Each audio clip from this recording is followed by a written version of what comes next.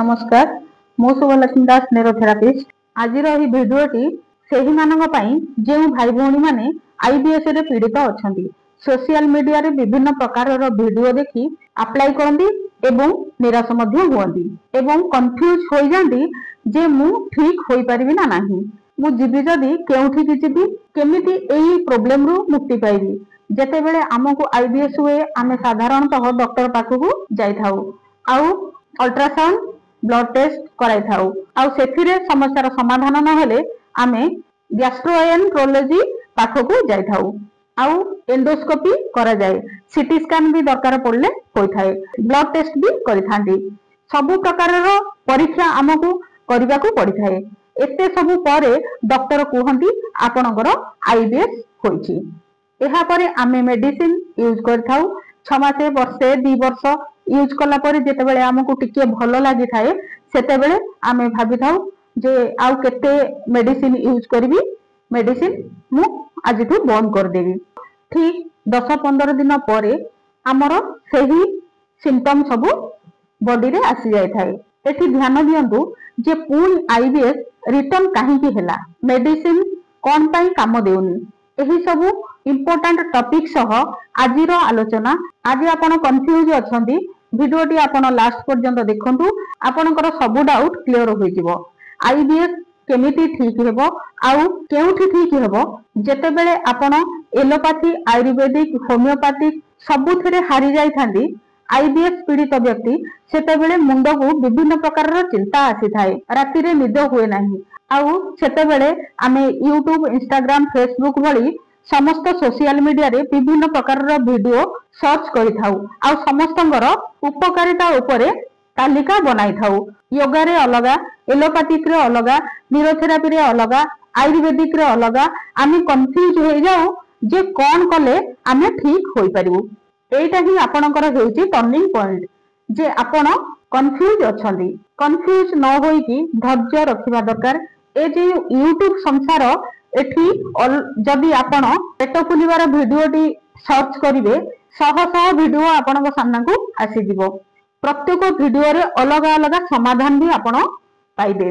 जदि IBS D IBS सी पेट रे गुड़गुड़ हेबा बा आईबीएस रो लक्षण सर्च करिवे बहुत सारा वीडियो आपणक सामना को आसी जिवो। जेते वीडियो देखिबे समस्तंकर तरीका अलग अलग थिबो। किए होम रेमेडी कहिला तो किए डाइट प्लान रे भलो करिवा को कहिला किए योगा रे भलो होई जो बोली कहिला आउ किए मेडिसिन रे भलो होई जो बोली कहिला। सबु किछि कंफ्यूज रे भितरे चली जाए जे कोन करले केउ उपायटा अप्लाई करले मु ठीक होई परिबी। एठी ध्यान दियंतु आईबीएस रो लक्षण समस्तंकर एका प्रकार होई न थाए समस्तंकर अलग अलग होई थाए।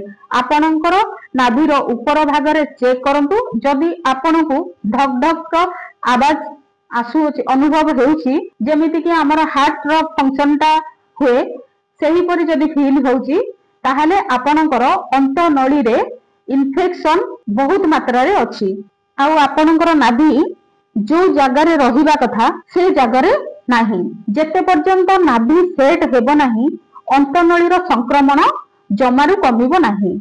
आपण जेते मेडिसिन यूज कले भी भलो हेबे नाही धीरे धीरे समस्या बढ़िबारे लागिबो। नाभि निज जगारू खसी गले आपणक शरीर रे सब प्रकार रो समस्या सामना को आसी जिवो।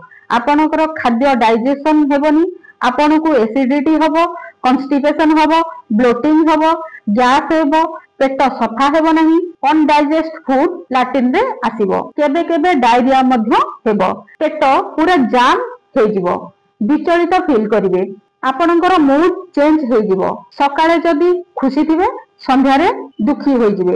एही सब किछि केवल नाभि निज जगह रे सेट होई कि न रहिले देखा देई थाए। नाभि निज जगह रु खसी जिबा बेले जेनेटिक प्रॉब्लम भी होई थाए। एहा द्वारा डाइजेशन रे प्रॉब्लम होई थाए।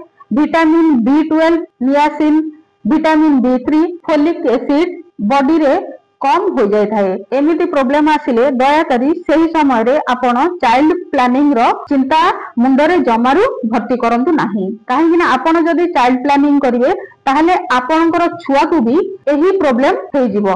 तेनु आपण डाइट फॉलो करंतु योगा करंतु एक्सरसाइज करंतु आउ समय बाहर करी न्यूरोथेरापी रो ट्रीटमेंट मध्य करांतु।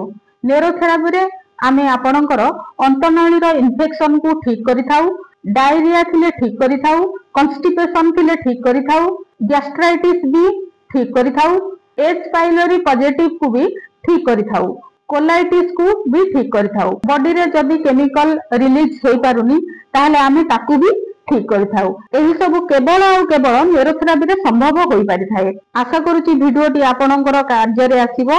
आपण एथुरु बहुत किछि आईबीएस उपरे अनुभूति लाभ करि परिबे। जदि आईबीएस उपरे आपणकर कोनोसी समस्या रहउची ताहले आम सहित जोगाजोग करंतु। धन्यवाद।